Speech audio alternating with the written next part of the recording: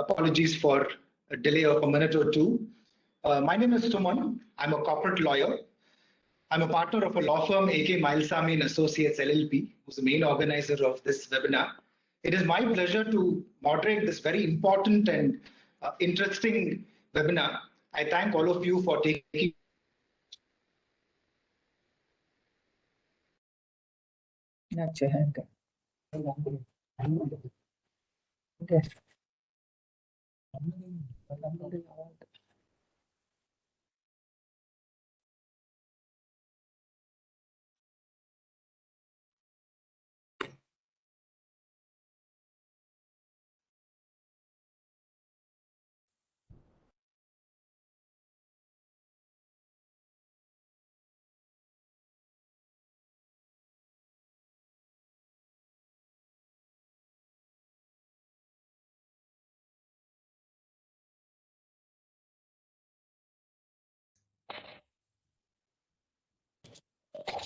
Yes, Suman sir, we are not hearing your voice.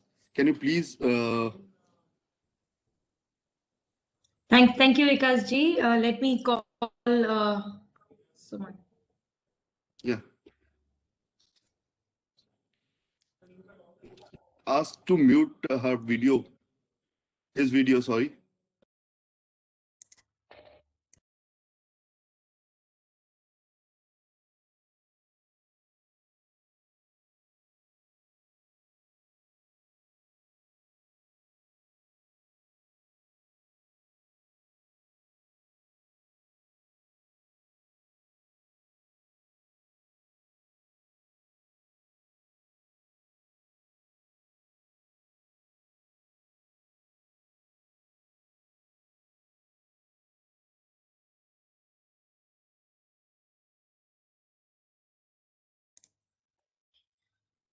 Just spoke to Mr. Suman, just having some bandwidth issues. He's coming in less than a minute. He's just rejoining now.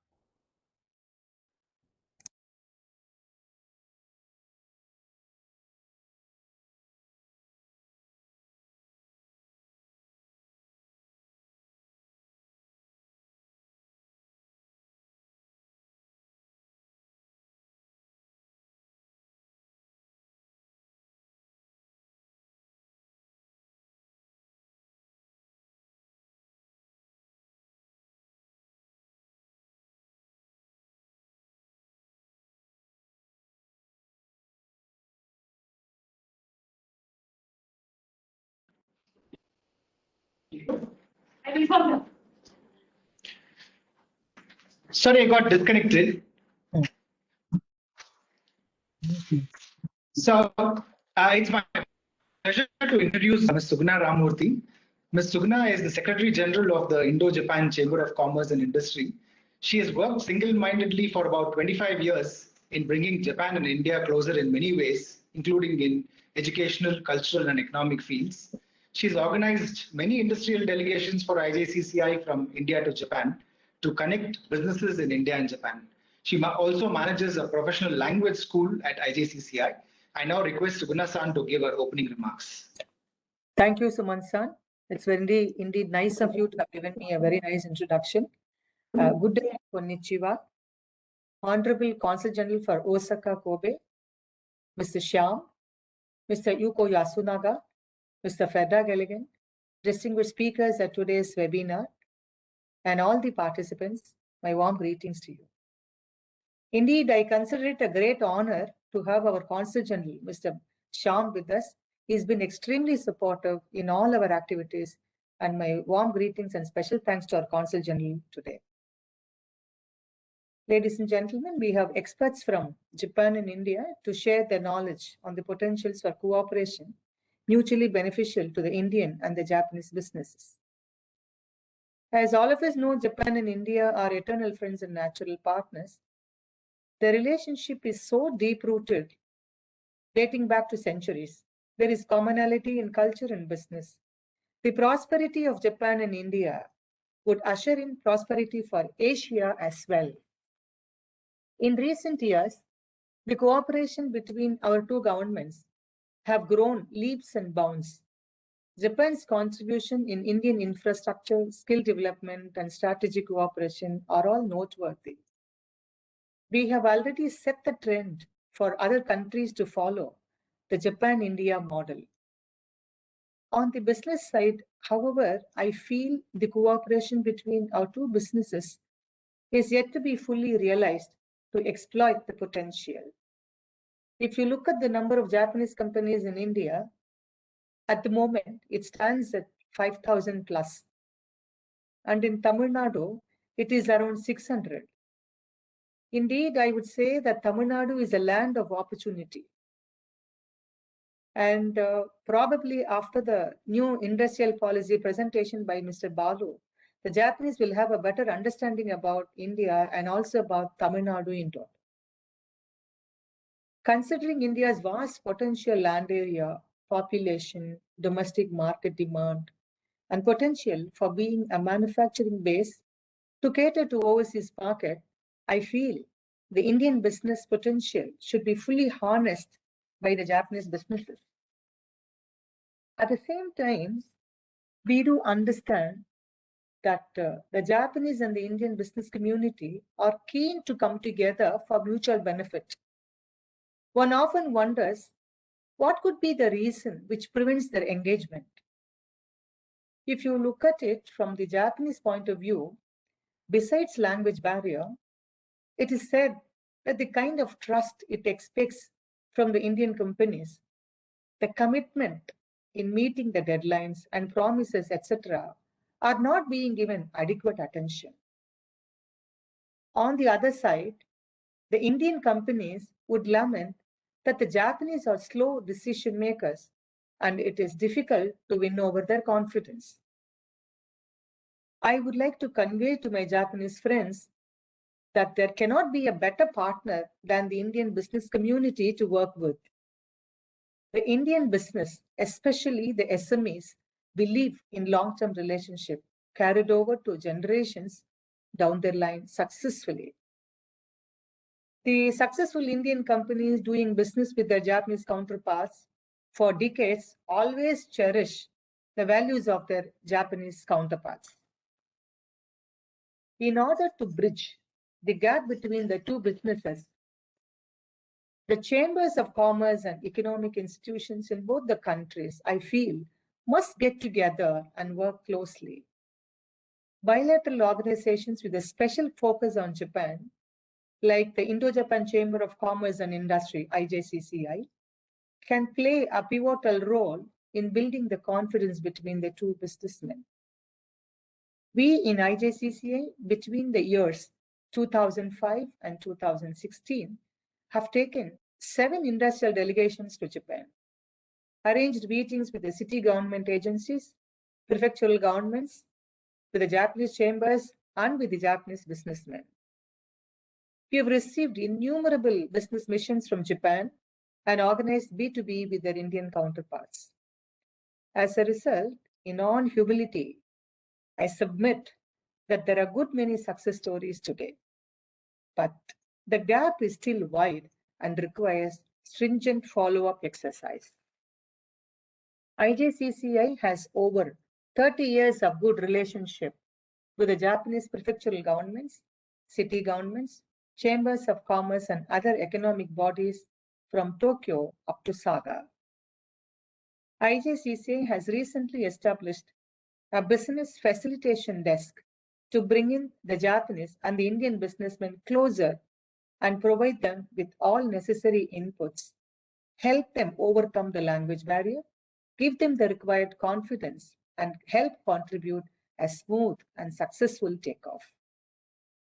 While sharing authentic company information, economic updates, etc., our chamber would closely stand with the respective Japanese and the Indian companies and make the business startup process a pleasant and a rewarding experience. IJCCI enjoys the goodwill of several state governments and the nodal agencies and the central government in India, and its membership is spread all over India. Also, IJCCI is a service organization supported by doyens of Indian industry. And so I appeal to the Japanese business community to get in touch with IJCCI, and we will do our best to make your business idea take roots in the Indian soil. Thank you. Domo arigatou gozaimashita.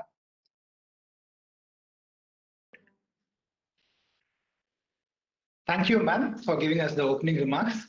I now take the honor and pleasure to introduce Mr. B. Shyam, Consul General of India, Osaka and Kobe. Mr. Balasubramanian Shyam joined the Indian Foreign Service in the year 2000.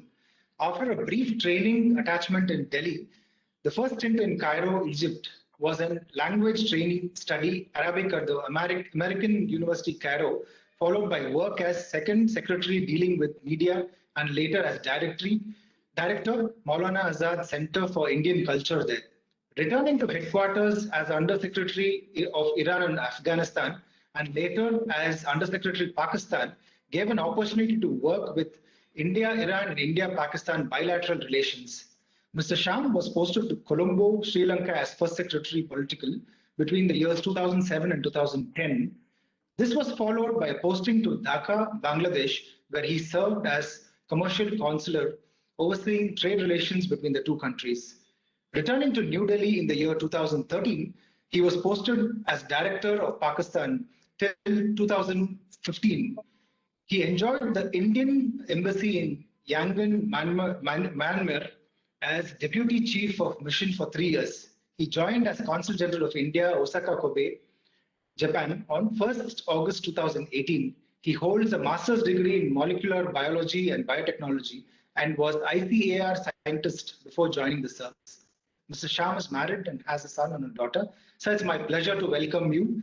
I request you to kindly give your keynote speech.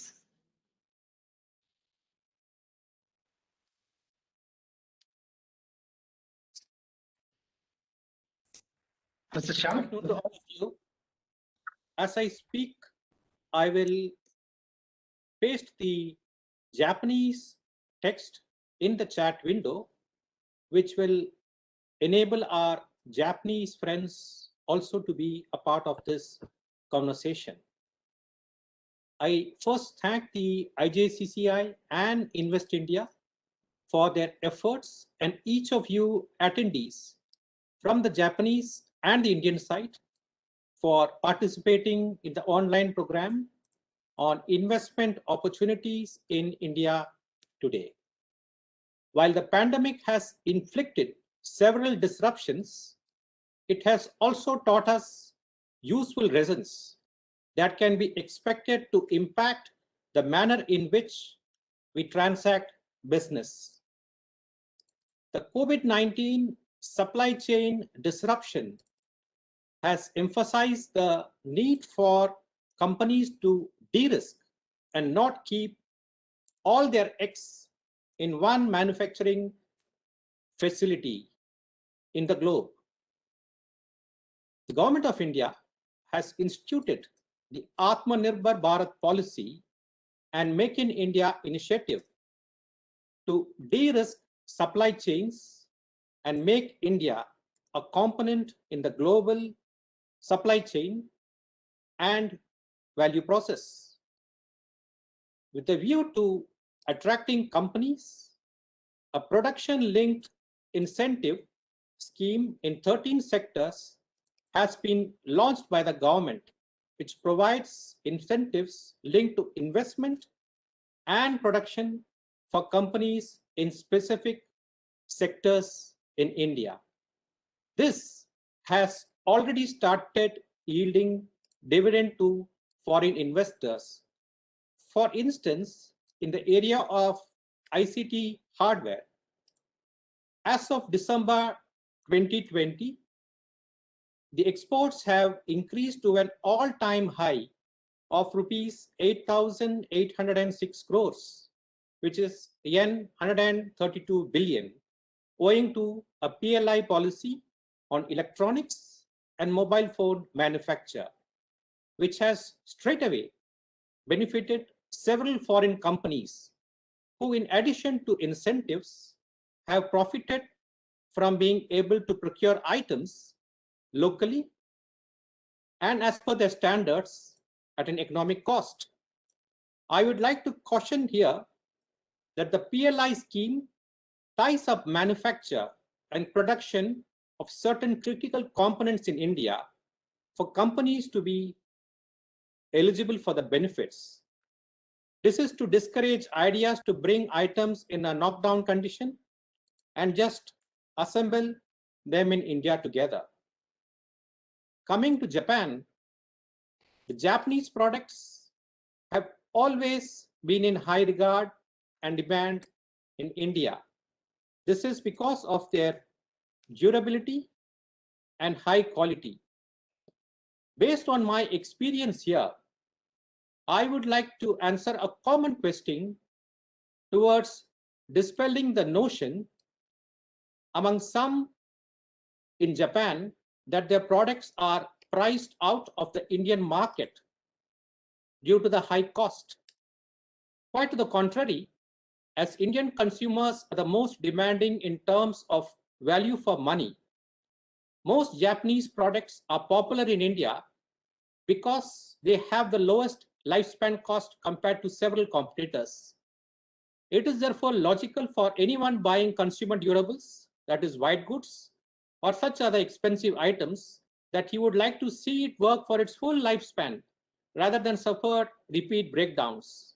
Many Japanese products that have entered early and are manufactured in India have good sales and service network, even in small towns and villages. Therefore, there is a need to enter the market first, get a foothold, and expand. As of October 2020, there are 1455 Japanese companies and 10,294 Japanese firms in India. As you can see from this very data, many companies have now expanded to open multiple branches, given the vast potential of the Indian market, which has strengths in democracy, demography, and hence the demand. Japan is the third largest foreign direct investor with cumulative investment of over 30.7 billion from 2000 to 2019. To such of those companies who have only been trading rather than manufacturing, I would like to caution that the window of opportunity appears to be closing in favor of your competitors due to their better leverages, rationalization of customs duty for imported products, and better networking and sales locally once the manufacturing starts. To give you an instance of support to local production, the government procural rules for tenders each up to rupees 200 crores or yen 3 billion give exclusivity to locally manufactured products. There are other presenters here today with us who will elaborate on industrial policy, FDI, tax incentives, and investment opportunities, who will add additional details to what I have to say today. The Japan Bank of International Cooperation Survey Report of the Japanese manufacturing companies overseas plans places India in the #2 position in terms of their medium-term prospects, but #1 in long-term in the long-term growth potential. Doing business in India has never been easier. Each and every state in India that we have engaged with have a dedicated investment cell that provides all facilities, land, power, water, sewerage connections, not to mention of good connectivity, which is already existing. Tamil Nadu, in addition, gives a fast response. Japanese companies might also consider partnership with Indian companies, including those present here, drawing from the experience of several such successful joint ventures Like Indian and Japanese managers, I keep saying that most of these last a lifetime. This is particularly true of micro, small, and medium enterprises.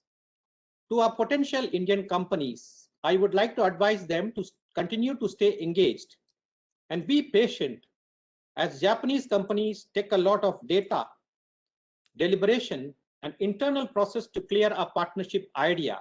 But once they are with you, they will stay as productive partners, helping, advising, and supporting each other for several decades. We are here to follow up and help you in meetings, in interpretation, and such other facilitation measures. Opportunities are galore.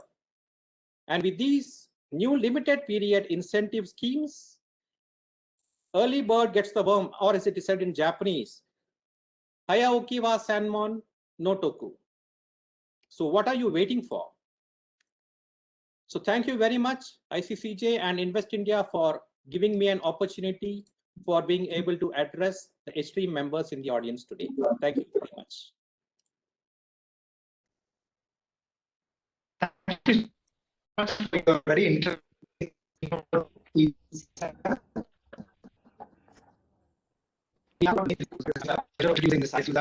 She's the senior assistant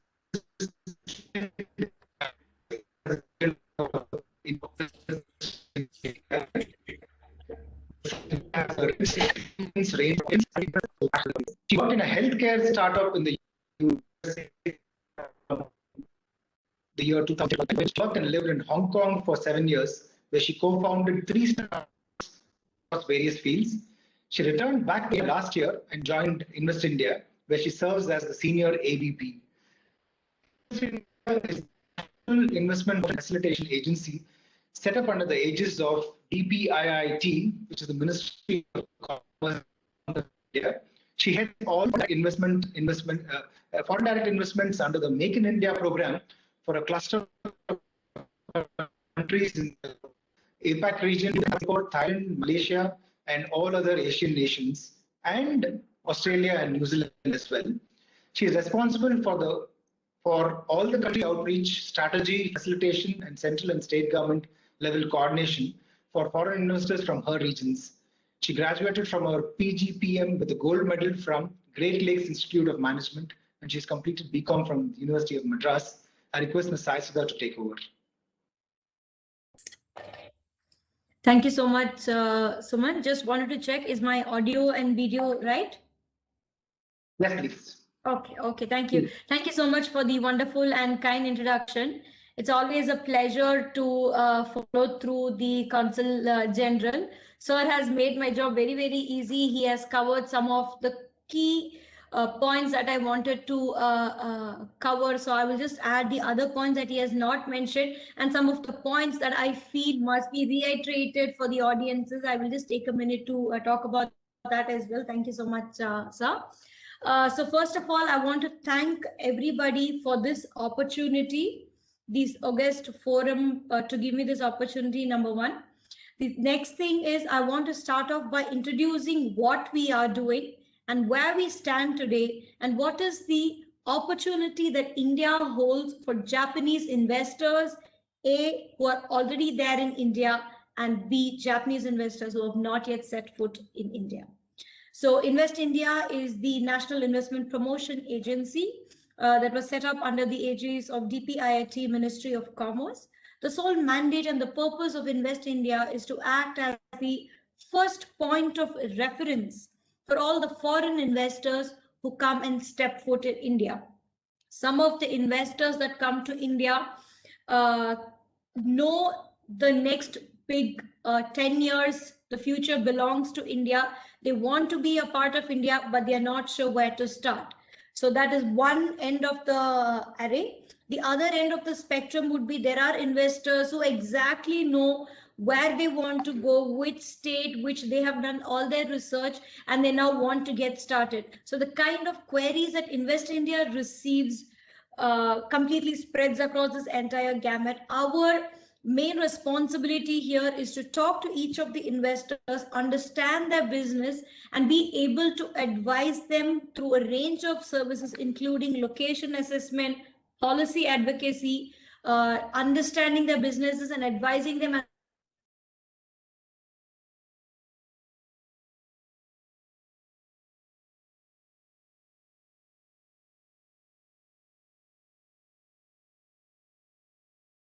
Also one of the key aspects that Invest India covers. While this is about 60% or 70% of Invest India's key responsibilities under the Make in India program, the other major chunk that we take care of is the aftercare. So I strongly believe, all of Invest India strongly believes that the biggest ambassador to Indian opportunity are the businesses who are already existing in India. So they make the the best sales pitch for India. Clients who have already been happy here. So Invest India has a dedicated function that takes care of the aftercare. So it is also very heartening to know that we will be learning about the Tamil Nadu's industrial policy as well. So in that context, I want to highlight that Invest India very regularly works with all the state governments to ensure the foreign investors on those particular states have a smooth functioning of their businesses that are there. So, very recently in September 2020, Invest India collaborated with the Tamil Nadu Industries Department, specifically the Guidance Bureau of Tamil Nadu, to organize a one-on-one issue resolution summit for the Japanese companies who are already there in India. So some of the companies have been in India for 10 years and 15 years. Some of the companies have just landed in India 8 months ago, 1 year ago. So we worked with all the complete range of companies to understand how their business is going, if there are any bottlenecks faced by them, sit with them in a one-on-one meeting to identify how we can help them unravel the bottleneck. So that's one of the key things that we perform as well, key responsibilities of Invest India as well. So, like Consul General very rightly said, we have been receiving a lot of FDI from Japan into India. We have about 9,000 plus Japanese in India and about 30,000 plus Indians in Japan. And today we have about 1,400 plus, 1,450 plus Japanese manufacturing entities set up in India, of which about 600 plus are there in Tamil Nadu. So Tamil Nadu is one of the, if I may say so, one of the hubs and the industrial clusters for Japanese investments there in India as well.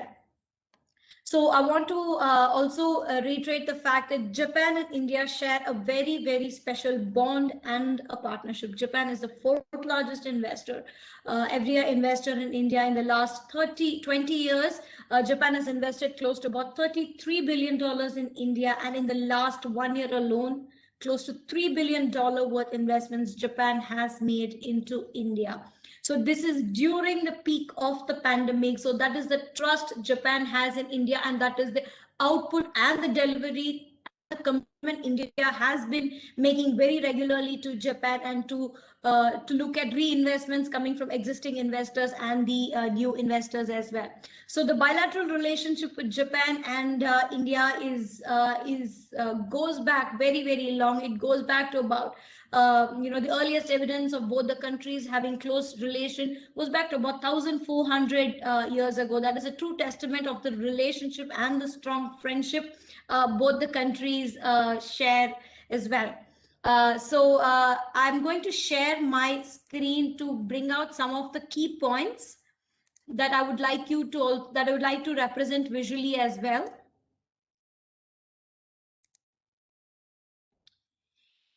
Yes, I just want to make sure. Yeah. So like I said, Japan is the only country in the world that has 13 dedicated industrial townships that are there in India. So this is visual representation of where are all the townships that are there in India. What are all the upcoming GIT, Japanese industrial townships that are there in India? In Tamil Nadu alone, there are 3 industrial townships that are there in the state here. India today focuses heavily on infrastructural developments within the country. Our aim, our Prime Minister's vision is to achieve Atmanirbhar Bharat is also one of the key pillars of that goal is by providing world-class infrastructure to all the companies that are there in India as well. Today, we are talking about the 5 key pillars, 6 key pillars, right from roads and railways, airports, energy, power, as well as ports, as well as power. Today, we are talking about 600 plus railway station with 10,000 kilometer plus high-speed rails being laid. 400 airports are there and 100 new airports are works in progress.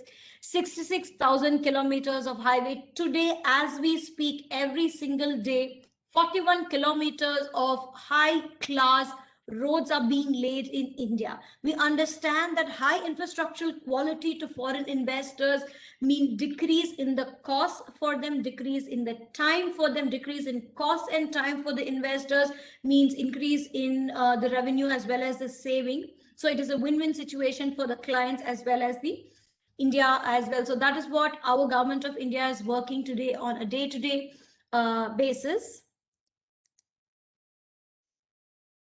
So if you look at the pictures on your left hand side, that's the pictorial representation of the Mumbai airport and the Meerut highway in 2013 and 14. So if you have already had the pleasure of visiting India, but a little earlier, I can assure you, you will not be able to recognize the India that is today. That is the pace at which the rapid and the aggressive pace of infrastructural developments that has been happening in the country.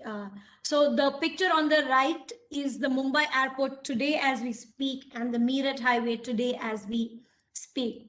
Today, India is considered as one of the economic powerhouse. It took India about 60 years for us to achieve the first $1 trillion. But today, India, we are looking at achieving our next $1 trillion within the next 10 years, to achieving the next $10 trillion within the next 3 years. Today, we are the #1 in the global fintech adopter space, ranked #2 in the global retail index. We are the #1 in smartphone data consumer, and is #3 in the regular consumer market as well, #1 in the internet users as well, and #3 in the world for largest consumer of oil. All these pose India to be an economic powerhouse. Today, India, our Prime Minister shares the vision of making India a $5 trillion opportunity market by 2025. And this opportunity is spread across these 24 sectors. Some of the key sectors that are very relevant and India wishes to collaborate even further with Japan are the ones I have marked in red. In the auto and auto components industries put together, that is a market of $500 billion. In the chemicals, we have a market of about $304 billion that we are going towards achieving by 2025. Electronics, 400 billion, food processing, 500 billion, capital goods, 100 plus billion, and textiles, 200 plus billion dollar market. So that is an opportunity present for all the investors. There is enough opportunity, enough place for some of the world-class companies to come and take advantage of, like our Consul General said, Japan is a country known for its highest quality. So if I may recall an anecdote, some of our tier 2 and tier 3 cities, all the electronics, the people, when they go and purchase, when they go to a distributor or dealer to purchase, sometimes they may not be even aware of the name of the brand, but they know they want a Japanese product. They will go and ask the dealer saying, give me a good Japanese product for this particular consumer thing. So that has been the brand recall and brand image of the Japanese products has achieved today in India as well. So today we provide the top market across segments, across sectors for all investors who are looking at India today.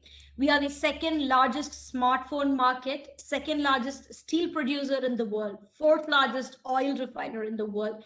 We have about 4 million passenger cars and commercial vehicles sold in 2019 alone. With respect to power and energy, we have the 5th largest installed capacity of renewable energy. The world is moving towards the new and emerging technologies and renewable power today.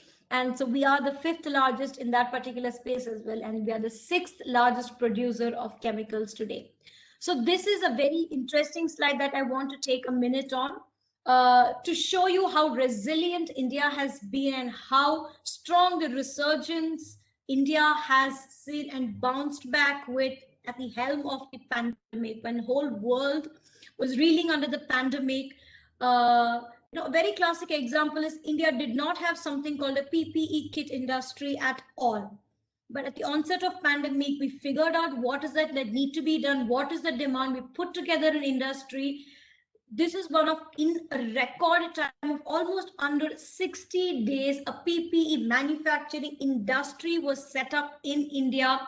And today that industry is the 2nd largest industry in the world. And all this India has achieved in less than 60 days at the helm of the pandemic. Today, 90% of pre-COVID levels of e-commerce we have bounced back to as well. 70% of the pre-COVID levels of productions of two-wheelers we have achieved as well. In terms of exports, I'm going to reiterate what CG sir had mentioned. We have reached almost 100% of the pre-COVID lockdown levels for exports as well today. So this is a snapshot to tell you India is at the top of the things, and we are today standing stronger than ever despite the pandemic, and a resurgence is a strong message to all the investors who are looking at India for their further growth opportunity as well. In the ease of doing business, there are plenty of key reforms, incentives, subsidies that the government of India is working on to make it better and easy for all the Japanese investors on an everyday basis. And today our ease of doing business stands at 63. We were at 130 just about 4 years back, but today we are at 63%. We have jumped these multiple positions because almost on a daily basis, the government of India and the multiple departments are sitting down to listen to the investors, understand what is it they want in India. We hear them and we have a commitment to make to the investor, and we make the commitment saying we will do it, we will get it done, because of which today we are at 63. But I'm pretty sure this year when we are having the ranking again, our ranking is going to drop even further. Today, not only earlier India was looked at as a hub for low-cost manufacturing, but today that's not the case. India is developing not just in the manufacturing. Our USP is not just low cost. We provide value to investors across, right from the R&D to the sales and marketing as well, research and design. Today, Samsung has the largest R&D center in India outside of Korea. Similar is the case for Intel, Apple, Amazon, Google, and Uber as well. So some of the key government reforms and highlights are, one thing that I feel we don't talk about enough is the attractive corporate tax regime. In 2019, our Finance Minister, Ms. Nirmala Sitharaman, announced a landmark reform in the reduction of the corporate tax. Today, India stands the lowest in Asia. India, on the right, you can see the chart that shows today India is at 15% tax. Singapore is at 17, Thailand, Vietnam is at 20, Malaysia at 24, China at 25, and Indonesia is 25%. But India took that very bold reform to encourage more investors to look at India and come to India. The other key reforms most of the reforms have happened in the last 1 year to empower us to grow more conducive for the investors here in India, and to make it even more valuable to the investors. We have something called the Empowered Group of Secretaries and something called the Project Development.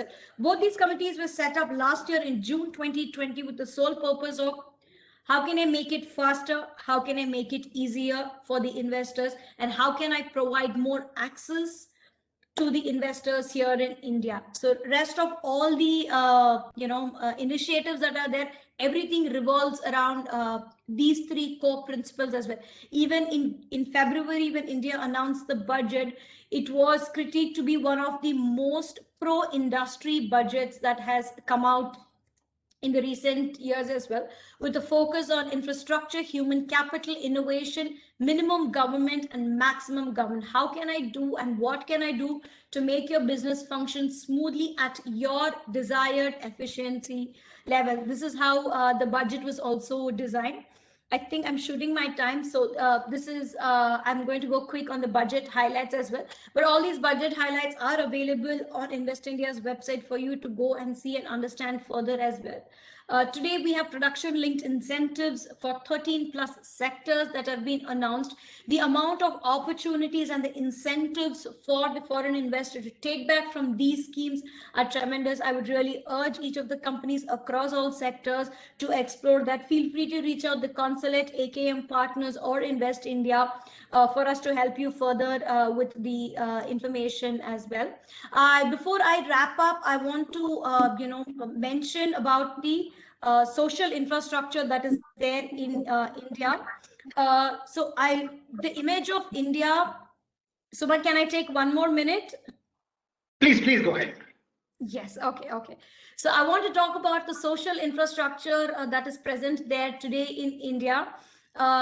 So one of the earliest and the most strong, feedback that we received from the investor is that, it is getting, little difficult for them to come identify land, sit on it, develop, construct things. So they wanted something ready to move in facilities as well. So today there are enough plug and play facilities where they come, see if they like something, they book a property, they book a commercial space, a manufacturing space there.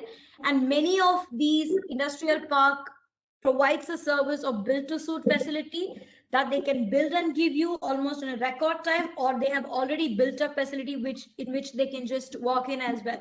So basis this, the government of India, every state government is also coming up with plug and play facilities in their government owned land banks as well for all the investors to make use of. So I want to, take a minute to say today the social infrastructural facilities in India, especially all the metros, tier 1 cities, are on par with some of the world-class cities. I've had the good opportunity and the fortune to visit Tokyo once in my life. Today, I can tell you most of the cuisines that you get in Tokyo, you are able to get here in India in all the tier 1 cities. The yakinori seaweed wrapper is today a common item you will find in several of the supermarkets, and I can assure you of that because I really like sushi and I make sushi every week. And the sushi rice and the yakinori wrappers you will get in I get sushi wrappers easier than I'm able to get a traditional Indian millet today. So that is the level, the grassroots level to which the lifestyle, the demand for all the Indians as well as the foreign expats who are settling in India, the supermarkets and the local places are able to adapt and cater. The number of international schools are plenty in all of these cities. At least a dozen international schools are available in all the metros. The healthcare facilities are on power. So much to the extent medical tourism is an evolving sector in India. So you do have world-class facilities. In terms of recreational sports, weekend leisure activities, everything is on par with some of the tier 1 cities across the world. India is today able to match up with that. So Invest India has a profiling made of some of the 11 cities across 9 states, and we have covered the city profile, the international events, what are all the shopping mall, what are all the leisure spots, the cuisines, what are all, I know Japanese like to have a good lifestyle, especially over the weekend, what are all the pubs, the markets, the activities, international school for your children, your family welfare events and activities. So we do have a list of profiling of 11 cities across 9 states. I would be very happy to share that with you if any of you are interested to understand a little bit more about Invest India as well. So on that note, I think I have overshot a little bit. I'm happy to share my presentation, detailed presentation with everybody, as and when you can let me know whoever wants. So on that note, thank you very much. We are always here to help you. Feel free to get in touch with Invest India at any time. We will truly be a one-stop shop and the first point of reference that are going to handhold you and help you come to India and ensure you have a successful business in India. Thank you so much. you, Sudha, for a very insightful and crisp presentation on the support provided by the Indian government. It's now my privilege to introduce the next speaker, Mr. K.K. Balu.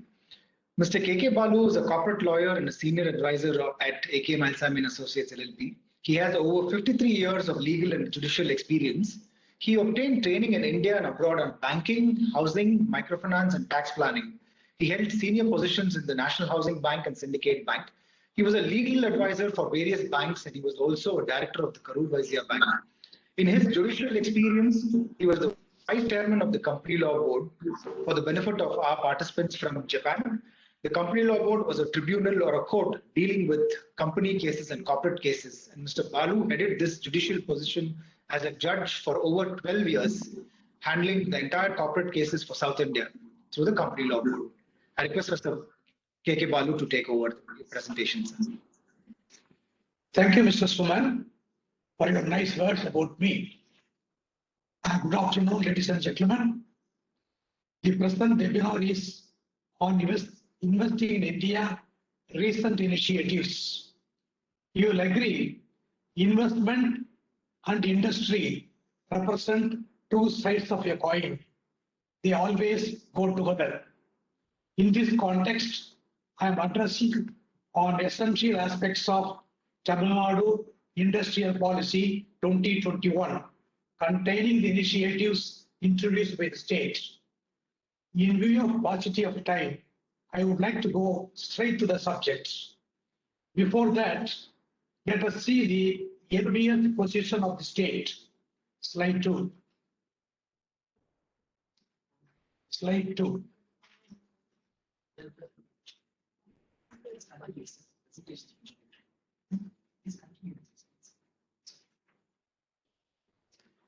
Tamil Nadu enjoys the privilege of being an industrial powerhouse of the nation. It contributes around 8.4% of the country's GDP. It is the largest hub for various industrial manufacturing sectors such as automobiles, auto components, textiles, leather products, light and heavy engineering, pumps and motors, etc. Over 70 Fortune 500 companies have set up their manufacturing facilities in Tamil Nadu. Tamil Nadu is the top 10 list of the country for the availability of employable labor force and talent. Conducive business environment and the state's strategic location on the Coromandel coast add to the advantages in setting up the industries the state. The state is providing world-class infrastructure, healthy investment climate, and improved quality of governance towards growth of manufacturing and associate services. Tamil Nadu has achieved annual growth of 14% in the manufacturing sector and over 26% of growth across all sectors. Tamil Nadu is marching towards a digitalized form of service, keeping in pace with the speeding technology. You will know Tamil Nadu has several awards and applause to its credit. Slide 3. That is why perhaps more than 300 MOUs with investment value of over 4,500 billion yen were secured in the Global Investor Meet 2019. Moreover, 41 MOUs were signed in the international investor roadshows with investment value of over 130 billion yen. Above all, 55 MOUs were signed even during COVID-19 pandemic time with over 600 billion yen. Against this background, Tamil Nadu India's industrial policy of 2021 assumes greater relevance. Slide 4. You see, the industrial policy essentially envisages infrastructure which include industrial parks and land bank creation, transports, logistics, industrial corridors, connectivity, energy and water resources management, IT sector.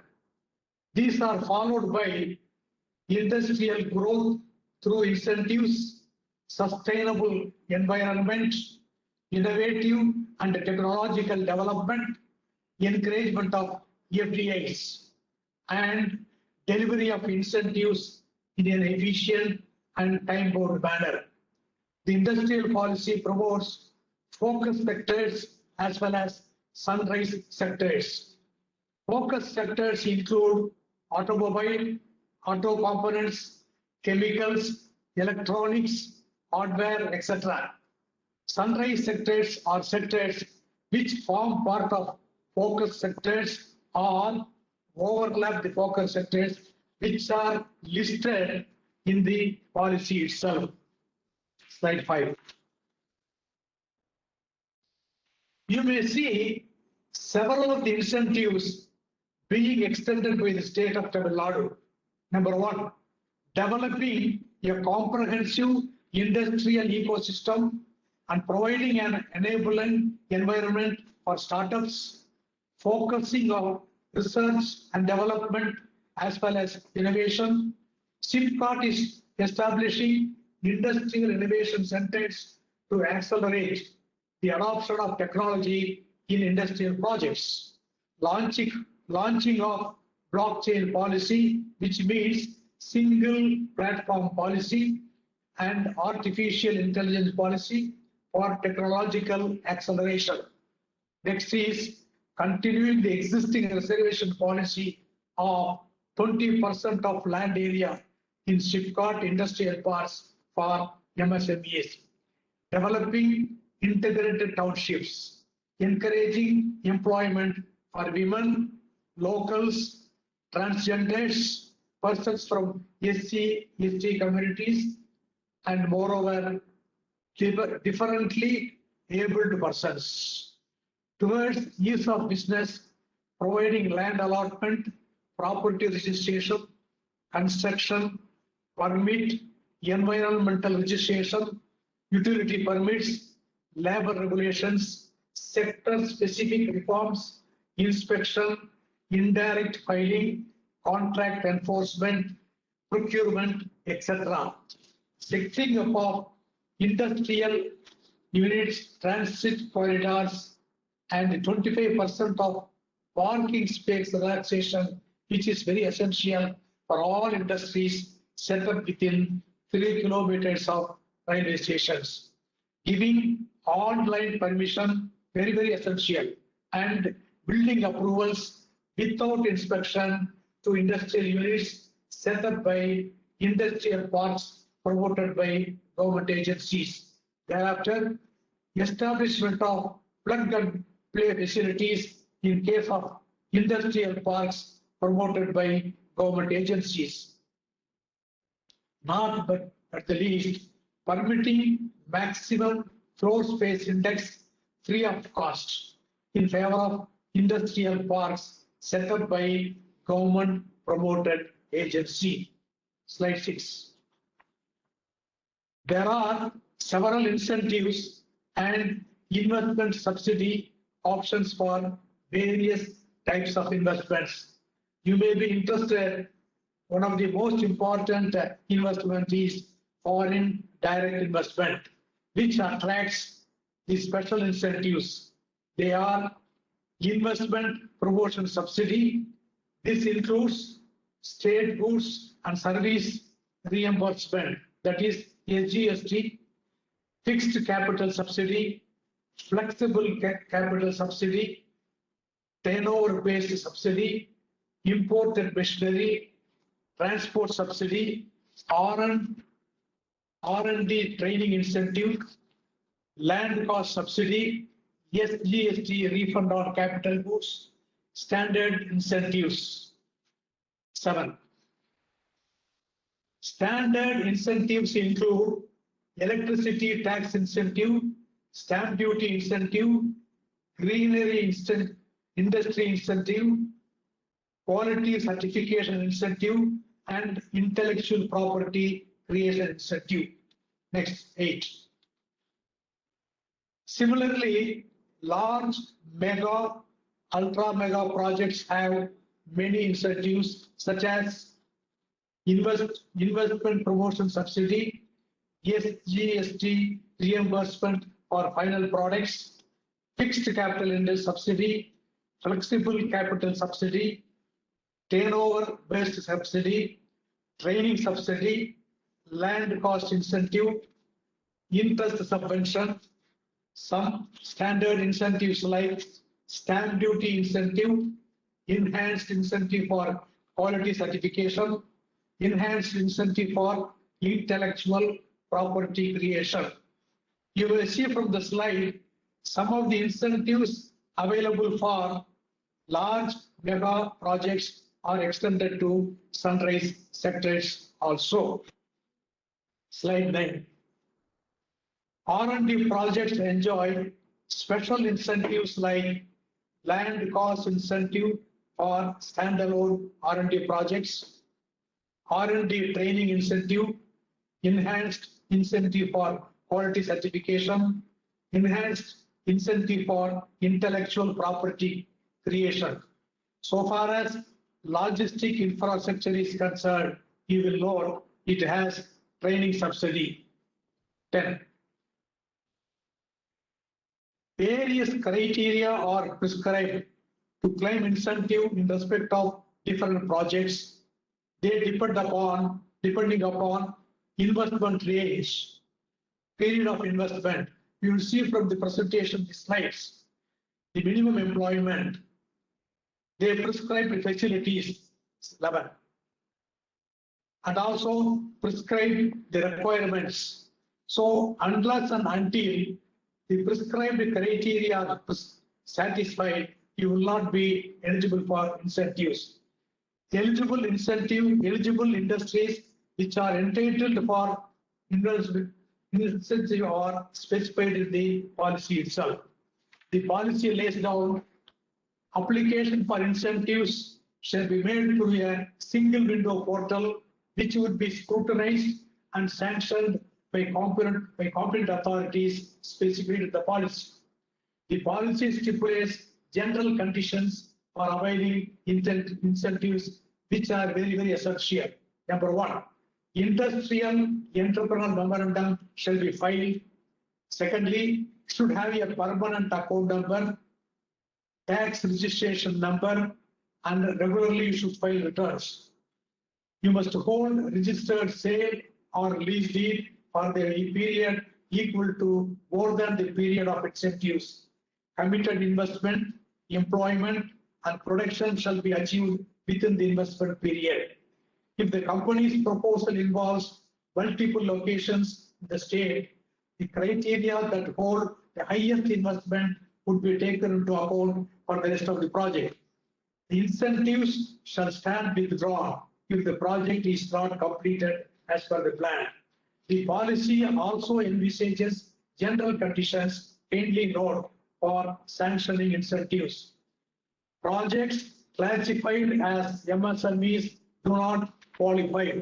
Ceiling of incentives shall not be more than total investments in eligible fixed assets. Project in existence for over 10 years will be given suitable benefits for expansion. New manufacturing facilities set up by an existing company will be considered as an expansion of the project. Investment period shall be reckoned either from the date of MOU or as defined by the government. Projects for which incentives have been accepted under the Tamil Nadu policy of 2014 or earlier will not be eligible under the policy of 2021. Projects getting financial assistance from Government of India can claim benefits under the Tamil Nadu policy also. Ladies and gentlemen, benefits are in abundance. You may seize the opportunity. Now the ball is in your court. If missed, one will return tomorrow. Today will never come again. With these relevant features of Tamil Nadu Industrial Policy 2021, I would like to conclude my remarks. I will be pleased to clarify any issue that you may raise. I am thankful to all of you for providing this excellent opportunity. Thank you very much. Thank you, Mr. Balu, for your Thank you, Mr. Balu, for your crisp presentation on investing in Tamil Nadu. We now move on to the next session of Mr. R. Sridhar. It's my pleasure to introduce Mr. Sridhar to you. Mr. Sridhar is a tax partner at Grant Thornton, India. He's a company secretary and lawyer by qualification. He has over 23 years of experience in tax and regulatory matters. He specializes in investment structuring, corporate restructuring, tax planning, and provides assistance with ongoing compliance requirements under Indian tax and corporate laws, including foreign exchange regulations. He has authored a book on Foreign Exchange Management Act, which is an easy-to-use ready reckoner, which includes his expert commentary on practical aspects of exchange law in India. I request Mr. Sridhar to take over the session, sir. Thank you very much, Suman, for that introduction, and very good afternoon, good evening, everyone joining into this program. It's always a pleasure to talk about foreign direct investment, which has been very close to my heart. If we can have the slides up, please. And while the slides come up, the good part about the FDI policy today is that you will see that India's FDI policy has been very consistent, which means that we haven't seen too much of changes from where the policy was as compared to the last couple of years. In that sense, stability has always been a good benchmark to set from an FDI policy perspective.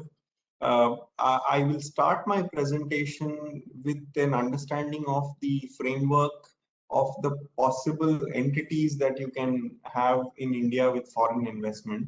So if you go to my next slide, you will see that there are broadly 4 possible entity options that you have when you consider setting up in India. The first one being the logical one, which is the company form. Within the company form, and when I say company, it means a company that is incorporated under the Companies Act of India. The company entity in itself can be a private limited company or a public limited company or even a listed company if you intend to list this company in future. Obviously, the features include that the company form is a separate legal entity liable to be sued in its own name as well as with limited liability.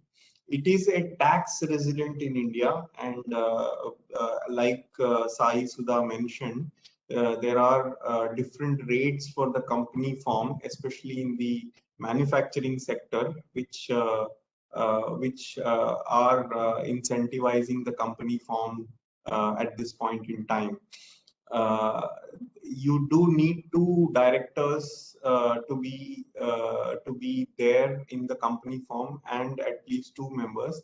Now the company law also permits a 1-person company, and in the recent budget, the government has also allowed non-resident Indian investments to come through in the 1-person company form. But from a foreign direct investment perspective, the private limited company form is the most prevalent form of doing business in India. And it gives sufficient control and ownership to the foreign principal if this was to be a wholly owned entity, or you could even consider a joint venture through this form of business. The next form of business is the limited liability partnership form, which is governed under the Limited Liability Partnership Act of 2008. The LLP again is a separate form of business entity. It is capable of owning property in its own name. It is taxed as a resident firm in India. The tax rate is slightly different to that of the company firm, At present, it is effectively taxed at around 34% tax. There is a need to have at least 2 individuals as designated partners, which is the equivalent of the director in the company form. And one of those should be a resident in India. That's the minimum requirement. And there is a lot of flexibility in management, control, and profit and ownership of the limited liability partnership form. But given the constraints of the form itself, mostly services entities end up choosing this form of business, where they are willing to work through a partnership form. The next form is the branch or project office form, which is essentially the foreign company doing that business directly in India. The tax rate significantly shifts in that form as a foreign company. And the branch or project office entities are regulated by the Reserve Bank of India under the exchange control law, which means that their activities are monitored and limited. For instance, branch or project offices cannot undertake manufacturing activities, and project offices are limited to do and execute the project which they are set up for. So if they are, say for instance, working on a metro rail project, they should be limiting their activities to that particular project. If they get another project, you are expected to open another project office to execute the other project. The tax rate for such branch or project offices, unfortunately, as of today, is at 40% plus applicable surcharge. But there's no further tax on branch profits or distribution, and therefore this is a good form of business which exists if you intend to close down the business and you're not looking at long run activities in India. The last form is the liaison office form, which is essentially exploratory in nature. Again, it's an extension of the foreign company form, and therefore its activities are limited to communication and liaison. There is no separate legal form or status to the liaison office entity form, and the funding of this office is usually done by the headquarters, and there is no income or revenue that the liaison office is expected to earn or accrue from India. Broadly, these are the 4 forms of businesses that you can consider with foreign investment. Other forms of business, for example, as a partnership or as a sole proprietorship, are not so open for foreign investments today. And there are restrictions on prior permissions of the regulator for you to be able to consider those forms. And therefore, I'm not kind of picking them up at this point in time. If you go to the next slide, you will see that FDI policy in itself has significantly changed and got liberalized over the years. The nodal department is the Department of Promotion for Industry and Internal Trade. And as you saw, SAI is an extension of that department in itself. And therefore, they oversee this more directly. The law in itself is enshrined in the Foreign Exchange Management Act, and these are notified through rules which are issued by the central government. Most of the compliance is done online, and therefore we have moved from a physical documentation form to an online single portal interface through the Government of India's portal called the FIFP, which a link of this is provided in this slide. Most of the activities are permitted under the automatic route, as we call it, which means that you don't need any approvals, prior approval of any regulator to set up that activity, particularly from an FDI perspective. Recent changes include clarifying that contract manufacturing activity in itself is something that is permitted under the automatic route. So you could even consider manufacturing your products through a third-party service provider and then selling those products in India using the contract manufacturing facility. There are still some restricted activities, which are sectors such as private banking, insurance. This year, the budget has changed the threshold of foreign investment up from 49% to 74% in core insurance services. This is a welcome move for large insurance businesses to kind of consider India seriously. Of course, there are ring fencing on the company being management of that company being with Indian residents, which is natural. Similar restrictions exist in multi-brand retail, print media, and defense, which are considered to be sensitive in sectors. There is a prohibited list as well, and naturally every country has some of its sectors which they believe are to be restricted.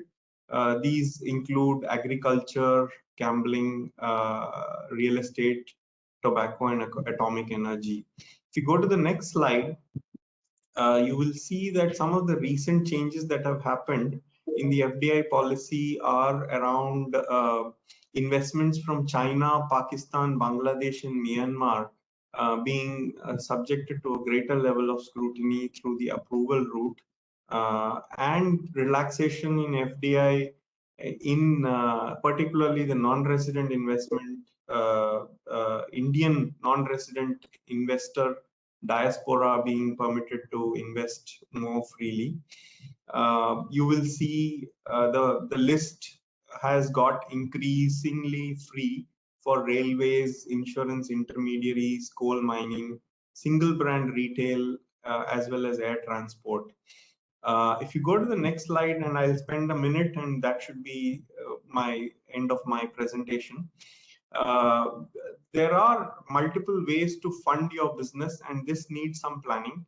Broadly, there are three windows that you could consider: shares, external commercial borrowings, and others. And others would essentially mean convertible notes if you're a startup, if you're a listed non-convertible debenture is also an instrument to consider, and investments through the International Financial Services Center, which India is promoting fairly significantly, is the other possibilities. But traditionally, controlled companies prefer the shares or the external commercial borrowings, which is essentially borrowings from overseas routes for investments. Specific advice is recommended, and therefore I would kind of hold back more detailed conversations to more specific advice. Happy to take any specific questions on this matter. With that, I'd like to kind of close my presentation and hand back over to Suman-san. Thank you. Thank you so much, Sridhar sir. It's a pleasure in introducing yet another very senior professor,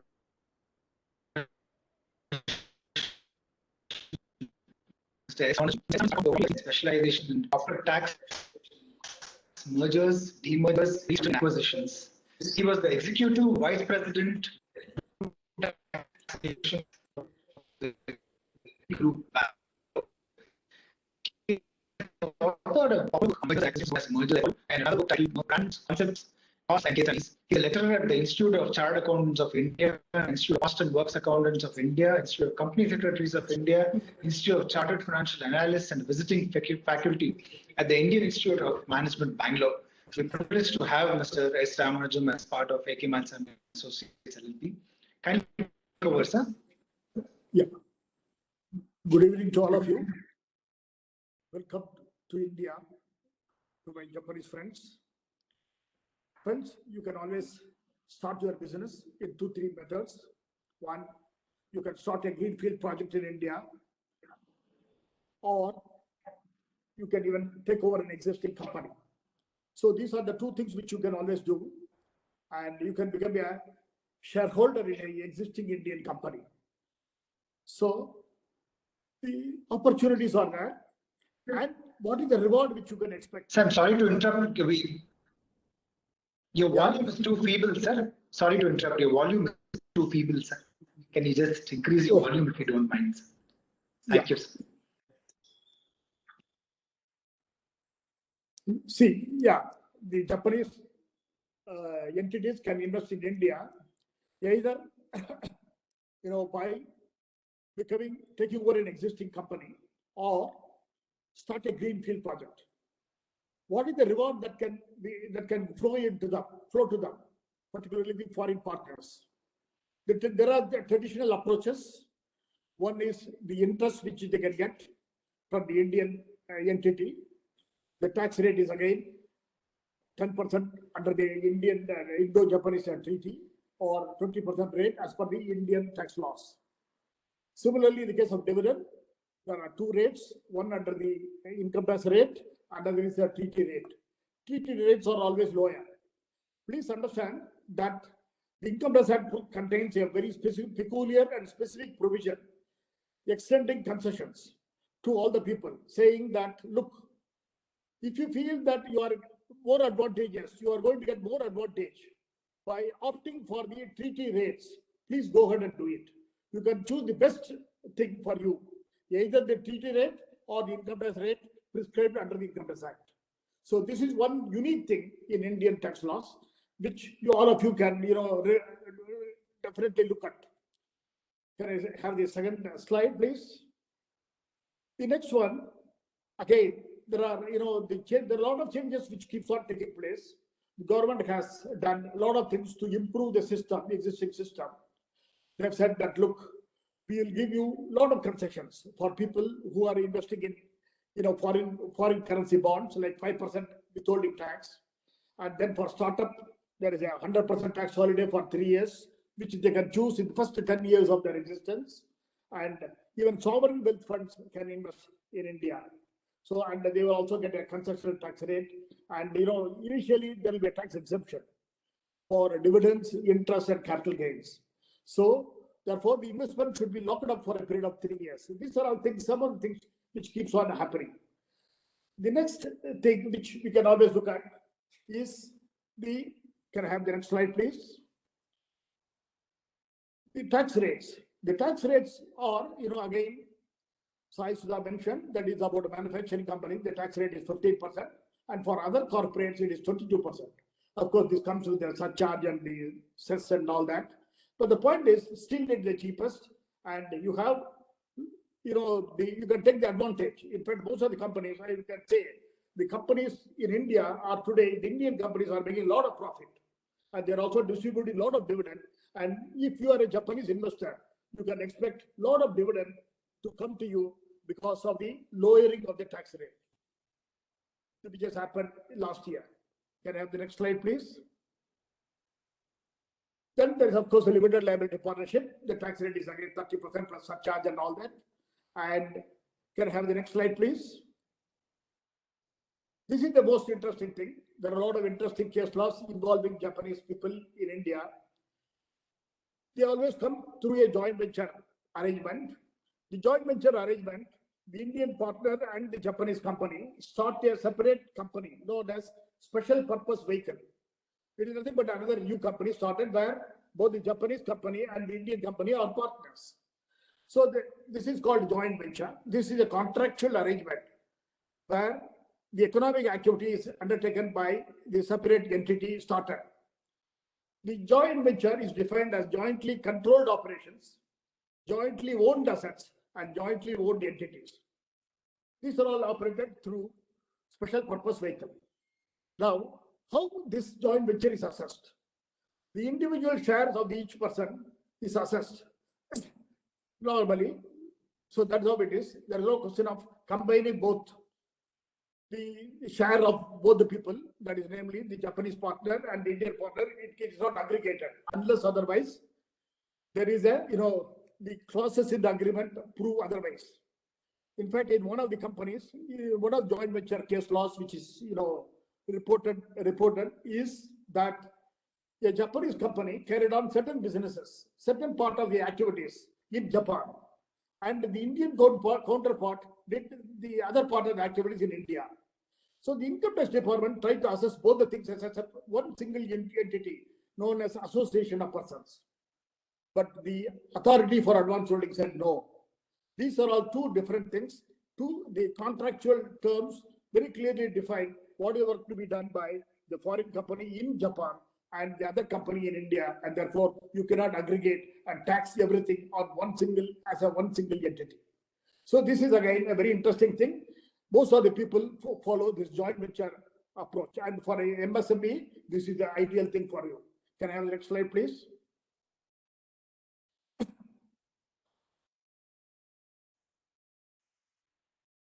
Can I have the next slide, please? Yeah. The Indian tax laws are all both resident-based and both source-based, and we have the budgets are usually announced on 1st of February, and we have the Central Board of Direct Taxes, which gives you beneficial circulars all the time, and we have a good legal remedies, etc. But please follow one important thing. We follow almost the international norms in everything. We have the GAR, which is called the General Anti-Avoidance Rules. We have international taxation. Can I have the next slide, please? This is a very interesting thing. We have got the transfer pricing law just like in Japan, and we determine the arm's length price if there is a transaction between related parties. And to avoid all these disputes, the Government of India, the CBDT, also approves the advanced pricing arrangements for a period of 5 years, so that the price is fixed, and therefore there will not be any dispute on this. The income tax department will not dispute on this. At the same time, if you are trying to have more interest as a deduction, claim a deduction, there's a restriction which is provided, which says that, look, you cannot have interest paid to a non-resident associate beyond 30% of earnings before interest, tax, and depreciation and amortization. The new law, which is a very important thing, which is called a new equalization levy. This is now charged at 2% of the non-residents directly selling goods or services through digital platform without establishing permanent establishment or entities in India. This law is not part of the Income Tax Act, but this is a part of the Finance Act. The unique thing about this is the equalization levy, you cannot get a credit under the double taxation treaty. But the compliance has to be done by the non-resident, and therefore it is advisable for all of you to approach a proper consultant to get how to follow and how to comply with this law. The equalization levy is not applicable if services are otherwise taxable as a royalty or fee for technical services, and therefore once the TDS is deducted, equalization levy is not applicable. Friends, there are a lot of things which you can go on talking about it. I will close now, but if there are any questions which you have anything, you can either write to us or I will clarify if the time permits. Okay, thank you. Thank you, Mr. Ramarajam, for your very insightful presentation on income tax aspects on doing business in India. I now take the pleasure and honor to Dr. Yasunaga-san is the head of the United Nations Industrial Development Organization, Investment and Technology Promotion Office in Tokyo, UNIDO as we call them, and he's been the head of UNIDO from 2017 onwards. Joining UNIDO, Dr. Yasunaga-san had an extensive career with Japan's economy, trade and industry, with expertise in natural resources and industrial science technology development, including serving as Vice President of Japan's National Institute of Advanced Industrial Science and Technology. Dr. Yasunaga-san holds an engineering degree in Resource Development Engineering from the University of Tokyo and an MSc in Mineral Economics from the Colorado School of Mines, USA, and a PhD in engineering from the University of Tokyo. I thank you for joining us, sir. I request you to give the closing remarks of this webinar.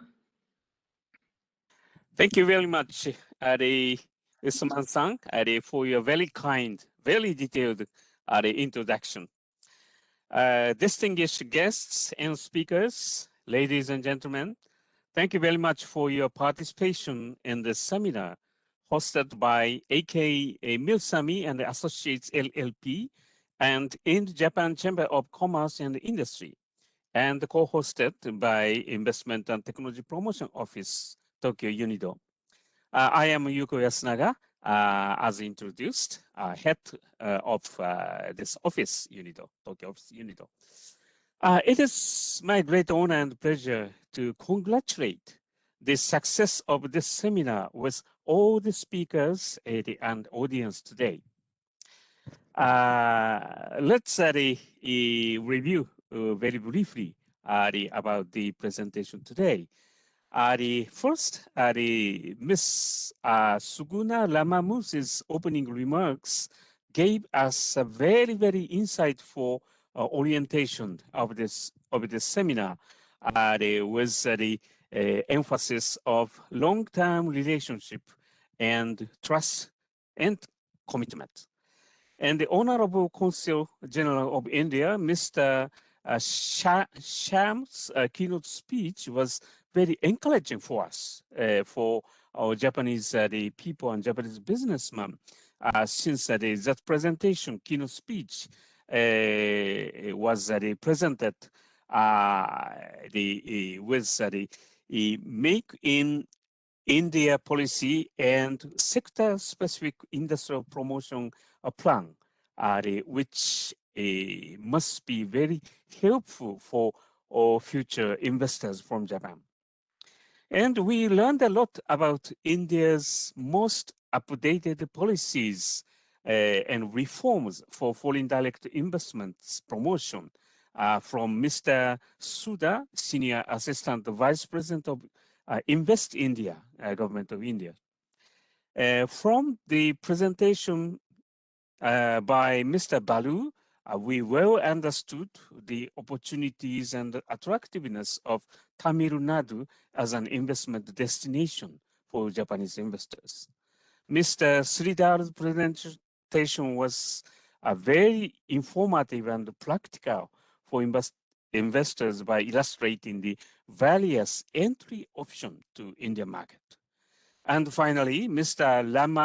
Lamanujam's presentation also gave us the practical and helpful information about taxation scheme, which must help business person in assessing commercial feasibility. UNIDO is, as introduced, mandated to promote private investment and technology transfer to achieve ISID, inclusive and sustainable industrial development in developing emerging countries. And UNIDO ITPO Tokyo is doing that, especially from Japan to those countries with active cooperation with various stakeholders. I am firmly convinced that today's seminar gave us very rich information, backgrounds, and practical suggestions. In the sense, we expect that many Japanese companies which join today feel that now is the time to make investment to India.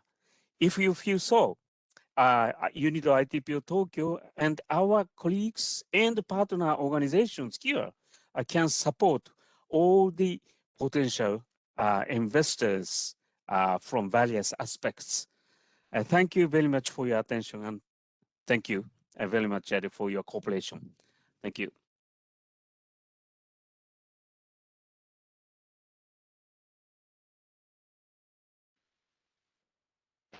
Thank you very much for your kind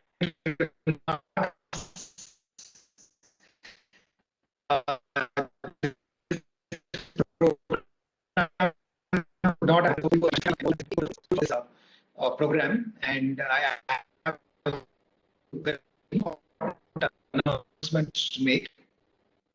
All the it's there on the website. Details are there on the chat box.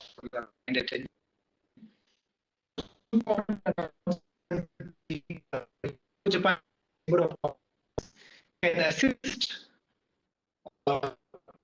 businesses and Japanese businesses with their business requirements in India through their exclusive Japan.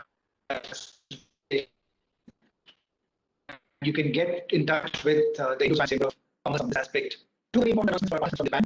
The organizers doing the India and the Tamil Nadu will be happy to hold one-on-one government to business meetings with investors from Japan to facilitate your investments into the country. Please make use of this special opportunity to get in touch with them. The Indo-Japan Chamber of Commerce has conducted a very important survey of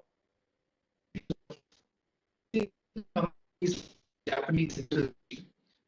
Available on the website of the Indo-Japan Chamber of Commerce. And please feel free to contact us of this webinar for any sort of. I once again express my sincere thanks to each of the speakers for taking your time out and participating in this webinar with such great interest. A special thanks once again to Yasunaga-san and his team, our entire team at UNIDO. Together, we all hope that we have initiated a very positive impact and a big boost to the economies of both Japan and India through this webinar.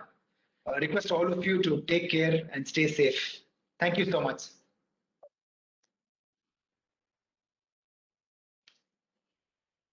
Thank you very much. Thank you.